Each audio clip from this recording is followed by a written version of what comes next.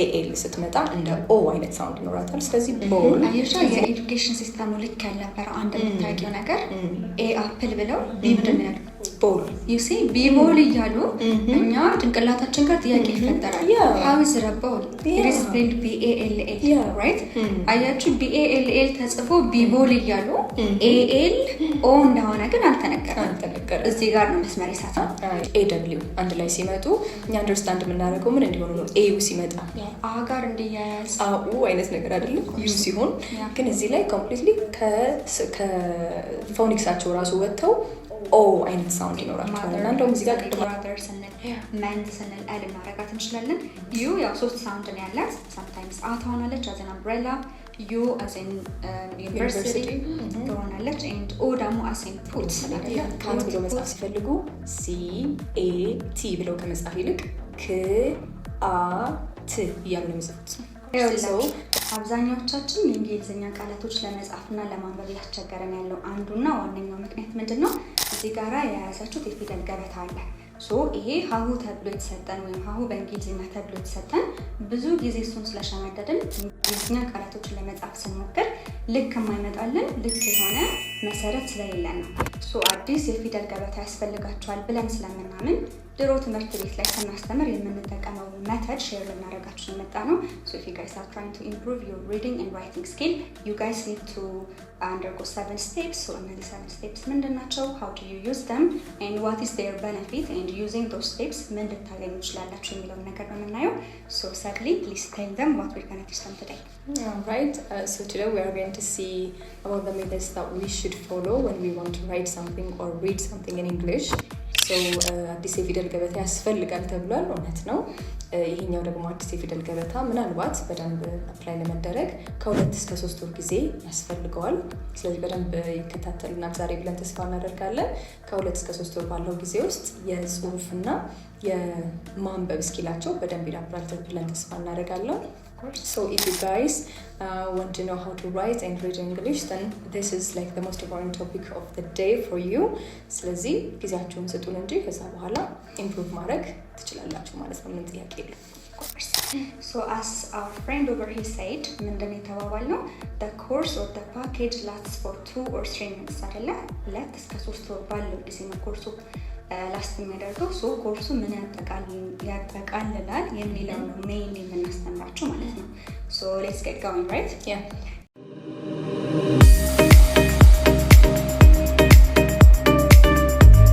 The first one ምንድነው ማወቅ ያለባችሁ ነገር is phonic. Could you please tell them what phonic is? All right. Okay, so phonic when we understand from the name itself, phone means sound. ስለዚህ ድምጽ ማለት ነው። እስካሁን ድረስ ልጆቻችንን እኛም ራሳችን ስንማር በእኛ ጊዜ ABCD ብለን እስከ Z ድረስ ተምረን ያደግነው። But now we are going to see the sound that they make. አሁን ABC ከሚለው ከስማቸው ያለፈ ደግሞ እነዛ ኔም ነው የተሰጣቸው ስያሜ ነው። የሚፈጥሩት ሳውንድ ግን ምንድነው ደግሞ ብለን ስናጠና ለምሳሌ A ምን አይነት ሳውንድ ነው ያለው? አ ሳውንድ አለው። B ሳውንድ አለው። C ደግሞ K sound አለው። So phonic is the methodological study of sound of letters ነው ማለት ነው። ስለዚህ phonic የምንለው ሳውንድ ነው የሚይዘው። Of course. So as she said, phonic ማለት የኤቢሲዲዎቹ ድምጽ ነው። So initially we have 26 letters in the alphabet. Yes. So out of those 26 letters, 21 of them they're called consonants and the rest 5 they're vowels አይደለ? Yes. So እዚህ ጋር ተማሪዎች vowel ምን እንደሆነ ያውቃሉ፣ አናባቢ እንደሆነ ያውቃሉ። consonant ሲባል ደግሞ ተነባቢ እንደሆነ ያውቃሉ። ግን the concept behind it ምን እንደሆነ ካለማወቃቸው የተነሳ ተነባቢ ሲባል ምን እንደሆነ አያውቁትም። ስሙን ነው አናባቢ ተነባቢ ግን ኮንሴፕቱ ምንድነው? አያችሁ ተነባቢ ታውቃላችሁ፣ አናባቢ ታውቃላችሁ፣ ግን ኮንሴፕቱን ካላወቃችሁ ለመጻፍም ለማንበብም አይጠቅምም ማለት ነው። So when we say consonant and vowels, can you please explain them? ኮንሶናንት የምንላቸው በአማርኛ ፊደሎቻችን ላይ 6ኛ ፊደሎች ሆኖ የምናገኛቸው ናቸው በብዛት። ለምሳሌ ሀሁ ብለን ስንሄድ ህ አለች 6ኛ ላይ፣ ለሉ እያለን ስንሄድ ል አለች 6ኛ ላይ። ስለዚህ በአማርኛውም እንደዚህ አይነት ሳውንድ የሚፈጥሩትን ፊደሎቻችንን እንላቸዋለን ሳድስ እንላቸዋለን ወይም ደግሞ we call them consonant letters. So the consonant letters, they have a sound of the 6th letter in Amharic alphabet. And the other 5 letters, like the family of A, U, E, A, E. E is not included in the vowels. We don't have E sound in English. Of course. And O, the last letter, which makes them like 5. So the 5 letters are called vowel letters, and they are the most important or vital parts of English. For writing and reading, we have to know how we can make words by combining these letters with the consonant letters. ዋናው ፖይንት ነው ማለት ነው። ሁለቱን እያገናኘን እንዴት አድርገን ትርጉም ያላቸውን ቃላቶች በተለይ ለእንግሊዘኛ የሚጠቅሙትን እንዴት አድርገን እንፈጥራለን? ዋናው ፖይንት ነው። አንድ ነገር እዚህ ጋር ልጨምር። if you happen to notice ፈረንጆች እንጀራ ስትያቸው they say እንጀራ right not only that እንዴት ነሽ የሚለውን ቃል ለማስተማር ስትፈልጊ they go እንዴት ነሽ ለምን ሲባል የሚባል ቫውል ስለሌለን ነው። okay so እኛ የሚባል ቫውል ስለሌለን ድረስ የሚለውን ሳውንድ እነሱ እያሉ ነው የሚተኩት ማለት ነው። so ለምንድን ነው በደንብ ትኩረት አድርገሻል ማለት ነው። English teacher of course so ሁላችሁም ለምን ለማትፈልገን ነው ሳድስ ስንል ለምንድን ነው አበከደ ሳድስ የሆነው ወይም ደግሞ ለምንድን ነው ኤቢሲዲዎቹ ሳድስ የሆኑት ከተባለ because የሚባል ሳውንድ የለንም and when you go to the concept of አናበበ and ተናበበ ድምጽ ቀየረ ከይት ከሳድስ ድምጹን ቀይሯል። ተነበበ ስንል አናበበ ስንል ደግሞ ድምጽ ቀይሯል። ከማን ከሳድስ ወደ ሌላው ድምጹን እንዲቀይር አድርጎታል። አንድ ኤግዛምፕል ልስጣቸው። ለምሳሌ ባሳራ ስንል ከብስርን የመጡት ሶ በላይ አንሰት ታስገቢ ስላይ አሲጋባ ነው ሰአሳ ረአራ በአባ ይሄ ነው አልፋቤት ኦኬ ኮንስትራክት የምናደርገው አልፋቤት ይሄ ነው and also ልጆቹን የምናስተምርበት መተድ ይሄ ነበር አይደል so fun fact እኔና ሚሰብለ ለተታወቀው ሚሰብለ ትምህርት ቤት ላይ እናስተምር ነበር right so ልጆችን ስታስተምሪ እስኪ the concept of decoding ከሱ ጋር አያይዘሽ እንዴት ልጆችን እንደጠቀማቸውና our viewers or ተማሪዎቻችን ራሳቸውን ለማስተማር ሲፈልጉ the concept of decoding for reading and writing እንዴት ሊጠቅማቸው ይችላል? ኦኬ እንግዲህ እኛ ልጆቻችንን ስናስተምር በተለይ ይሄ ቃላት ምስረታ ላይ ወይም ደግሞ ራይቲንግ ላይ ወይም even reading ላይ ስናስተምራቸው ልጆቻችንን ካት ዶክ ያለን አናስተምራቸው። መጀመሪያ ሳድስ ፊደሎች እንዳሉ ኮንሶናንቶቻችን ከዛ በኋላ ቫውሎቻችን ካስተማርናቸው በኋላ ኮንሶናንትና ቫውልን እያጣመሩ ወርድ እንዴት መመስረት ይቻላል የሚለው ነው እናስተምራቸው። ሶ ላይክ ሁሉ ጊዜ ልጆቼ የሆነ ቃል ሊጽፉ ሲሞክሩ ምሰማቸው እንዴት ነው ሳውንዶቹን ይላቸዋል በውስጣቸው ማለት ነው። ለምሳሌ ካት ብሎ መጻፍ ሲፈልጉ ሲ ኤ ቲ ብለው ከመጻፍ ይልቅ ክ አ ት እያሉ ነው የሚጽፉት። So like the importance of decoding is to know which vowels should be like after the consonant letter to make that sound የሚለውን ነገር ወይም የትኛውን ኮንሶናንት ሌተር ከየትኛው ቫውል ሌተር ጋር አድርጌ የትኛውን ድምጽ ይሰጠኛል የሚለውን ለማወቅ ልጆቻችን በደንብ ዲኮድ እያደረጉ ይሄዳሉ። ስለዚህ በደንብ ልጆቻችን ይጠቅማቸዋል። በጣም በአጭር ጊዜ ውስጥ አንዳንዶቹ እስከምንደነቅ ድረስ በጣም የሚገርም ለውጥ ሁሉ አምጥተው እናያቸዋለን ሪዲንግ ላይ እና writing ላይ ማለት ነው። ስለዚህ decoding is like the most important part to read and write ማለት ነው። ስለዚህ በጣም ቆንጆ ኮንሰፕት ነው decoding። So they feel like most of my students they feel like they're taking baby steps they're too grown for decoding እንደዛ ያስባሉ። especially ተማሪዎች ጋራ decode አድርጎ ስለ no we're not a baby አይነት ኮንሰፕት አለ። this is not you guys being a baby but you guys are taking baby steps and it doesn't matter if you guys are taking baby steps because በቃ ስቴፑ ነው ላይክ ቤቢ ስቴፕስ ካልተወሰደ ወይ ዲኮድ ካልተደረገ ወደ ትልቁ ፓርት ለመሄድ ስለሚያዳግት ለዛ ዲኮድ ማድረጉን ማወቅ አለባችሁ ማለት ነው። ለምሳሌ አንድ ኤግዛምፕል እንጨምርላቸው። ሰብለ የሚለውን ስም ለመጻፍ ሲፈልጉ 3 ነው አይደል? ሰብለ ሶፋኒት 4 ነው። ሶፋኒት አይደል? እነዚህ ሁለት ቃላቶች ዲኮድ ካደረግነው የእንግሊዝኛ ስፔሊንጉ ጋር እኩል ስለሚሆንልን ዲኮድ ያደረግን እናስረዳቸው። ሰብለ የሚለውን ሰብለ ብሎ መያዝ አለባቸው። ሰብለ 3 ነው ሲጻፍ ግን ሰብለ ሶፋኒት ስንል ደግሞ ሲጠራ 4 ነው ሲጻፍ ግን ስንት መሆን አለበት? 7 መሆን አለበት። ሶፋኒት አይደለ? ሶ ዲኮድ ካደረጋችሁት የሚቀርባችሁ ቃልም አይኖርም ራሳችሁ የምትጨምሩት ቃልም አይኖርም። so for that reason you guys need to know how to decode for you guys to write a better words and for misspelled words. okay misspelled ላልተደረጉ ቃላቶች ለመጻፍ decoding is not an option, it's a must. Okay, so now let's go to the second part. So after knowing the phonics, የሳድስን ኮንሴፕት አውቃቸዋል፣ ዲኮድ ማድረግ ችላቸዋል። ቀጥታ መሄድ ያለባችሁ ምንድነው? short vowel and long vowel. So would you please do us the honor of explaining what short vowels and long vowels are? Okay, let me begin from the long vowels and then you'll do the short vowel sound. Sure. Okay, let me begin from the long vowel sounds. Long vowel sounds ምንላቸው ABCD ብለን የተማርናቸውን ራሳቸውን አሁን ክስለ አናባቢዎች ነው። ስለዚህ ኤ ስንል በሳውንዳቸው ሳይሆን ራሳቸው በተሰጣቸው ጊቭን ኔም ስንጠራቸው እና ከቃል ጋር ሲመጡ ያንኑ ጊቭን ኔማቸውን ይዘው የሚጠብቁ ከሆነ we say they have long vowel sounds. For example, in a word of like cake, now we have C-A-N-K-E for cake. So in this case we have A sound for cake.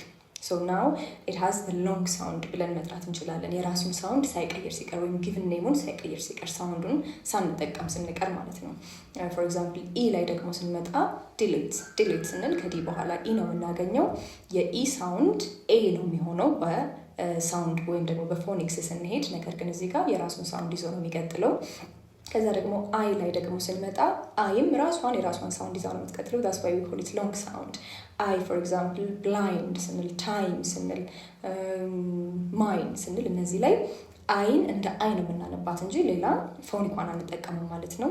ከዛ የመጨረሻዋ ዩ ስንሄድ ደግሞ ዩን እንደ ራሷ እንደ ዩ ስናነባት for example uniform, university, universal እነዚህ ላይ የራሷን ሳውንድ ነው የተጠቀምነው ወይም given name ነው የወሰድነው። So when we don't have to change the sound of the letters or when we use their given names, we say they have long sounds. Now we are going to do the part of the short sound. Sure, why not? Okay. All right. So ለነገራችሁ when we say long vowel, vowelቻችን ድምጻቸውን ሳይቀይሩ ነው። The most of the time if you happen to notice ቃላቶችን የሚጻፉት using short sound ነው አይደለ? So short sound ማለት ደግሞ when our vowels change their sound, initial soundአቸውን ሲቀይሩ. For example, A አይደለም። A ምን ሆነ? For example, apple. እናውቀዋለን ባይዘው እናውቀዋለን ግን አናስተውልም። ለዛ ሲማሩት or ስሙ ሲሰጣቸው they get confused. So ተማሪዎችን ኦንላይን ክላስ ሲፈልጉ ቀጥታ የሚሉ ነገር ምንድነው? ሾርት ሳውንድ አልገባኝም ገና ክላስ እኮ አልጀመሩም። we don't know what short vowel is, we don't know what long vowel is ነውና this much confused ይሆናሉ። ባይዘው teacher ሰለ she's an amazing teacher. ከዚህ በፊት ቪዲዮ ላይ ታችሁ ከነበር she is teaching ቋንቋ ትምህርት ቤት ላይ also she is teaching at international school. So ኦንላይን ክላስ መውሰድ ከፈለጋችሁ ስልክ ቁጥሯን ስለማስቀምጥላችሁ she is one call away። ስልክ ቁጥር ደውሉላት፣ በተቀመጠ ስልክ ደውሉላት። I'm stuttering. So she can teach you amazingly ማለት ነው። So let's go back to our topic. short vowel ማለት ድምጻቸውን ሲቀይሩ ነው። So A I ይሆናል፣ E ደግሞ A ትሆናለች፣ I E ትሆናለች፣ O ነው sometimes A ሊሆን ይችላል as in mother ለምሳሌ brother ስንል man ስንል L እናረጋት እንችላለን። U ያው ሶስት ሳውንድ ነው ያላት sometimes A ትሆናለች as in umbrella, U as in university ትሆናለች and O ደግሞ as in put አይደለም root put ስንል O ሳውንድ አላት ማለት ነው። so እኛ የምንጠብቀው ባውሎችን እስካየን ድረስ በራሳቸው እንዲነበቡ ነው። ነገር ግን ድምጻቸውን ይቀይራሉ። that's called short vowel ይባላል ማለት ነው። so long vowel ደግሞ ድምጻቸው the same ሲሆን so now the third one is a vowel theme, right? So can you please explain what vowel themes are and also give them few examples? Okay, so vowel themes as you understand from the name, when we call team it means we have like more than one team አይደለ? ከአንድ ነገር በላይ ሲኖረን ነው ቲም የምናደርገውና እዚህም አሁን vowel team ስንል ሁለት vowel ሌተሮች አንድ ላይ ሲመጡ ወይም ደግሞ አንድ vowel ከሌላ ሌተር ጋር አንድ ላይ ሲመጣ ድምጹ completely ከምናውቀው ሊቀየር ይችላል።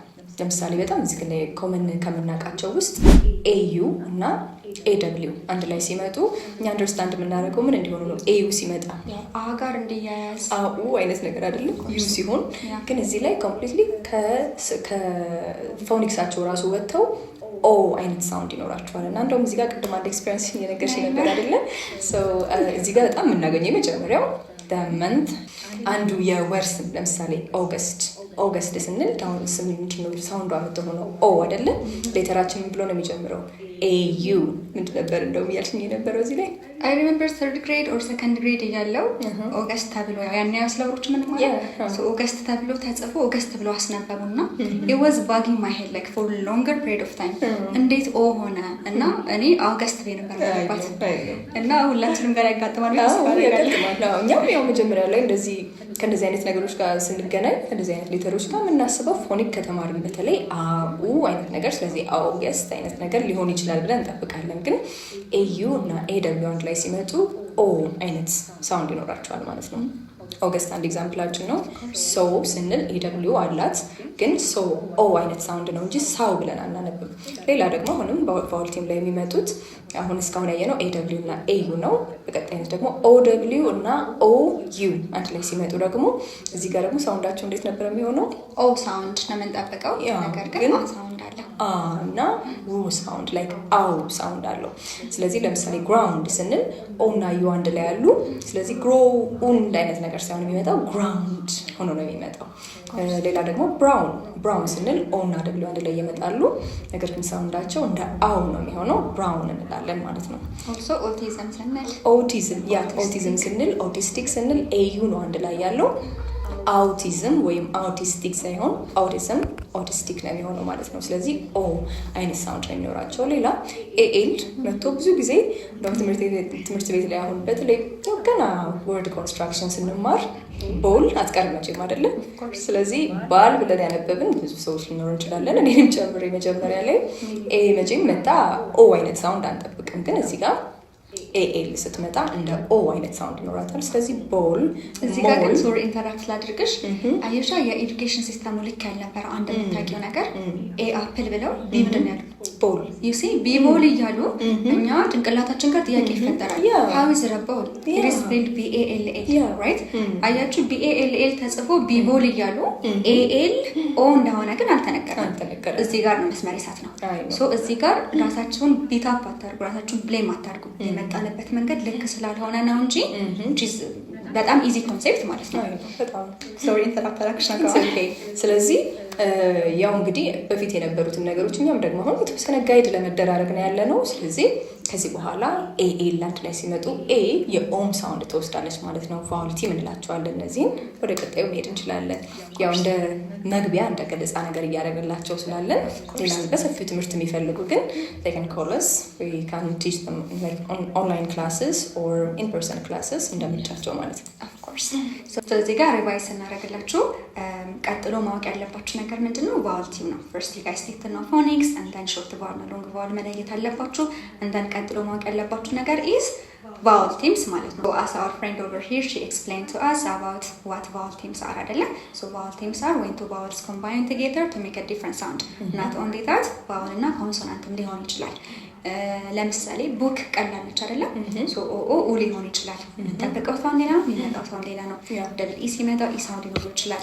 ሶ ይሄኛው አስተማሪ ካልያዛችሁ ወይም ደግሞ በትክክለኛው መንገድ ካልሄዳችሁ ኦር ካላወቃችሁት ትንሽ ታይሪንግ ሊሆን የሚችለውም ትንሽ የሆነ ኤነርጂ የሚወስደው ፔሸንስ የሚወስደውም ይሄ ነገር ነው ማለት ነው። ሶ ዩ ጋይስ ቴክ ፎከስ ኦን ዘ ቫውል ቲምስ ማለት ነው። ሄሎ ኤቭሪዋን እንዴት ናችሁ? ኢንትሮ ጋር እንዳያችሁት እንግዲህ 7ቱንም ስቴፕ እናሳያለን ነበር ብለን የነበረው ነገር ግን ቪዲዮ በጣም ስለረዘመ ያው ፓርት 1 እና ፓርት 2 አድርገናል። so if you guys are interested to watch the second part of this video, subscribe ማድረጋችሁን አትርሱ and also you can go to my telegram channel ሙሉን ይሄ ኮርስ አውትላይን ለማግኘት ከፈለጋችሁ ማለት ነው። and if you guys are interested in improving your English reading and writing skill, subscribe ማድረጋችሁን አትርሱ። and online ክላስን ፌስ ቱ ፌስ ክላስን ለመውሰድ ከፈለጋችሁ የኔም የቲቸር ሰብለም ስልክ ቁጥር አላላችሁ፣ በስልክ ቁጥሩ መደወል ትችላላችሁ። I will see you on the next video and በጣም ይቅርታ because like ቪዲዮ በጣም ረዘመ and part 1 እና part 2 አድርገናል። I'm really sorry, so I will see you on the next video. Bye.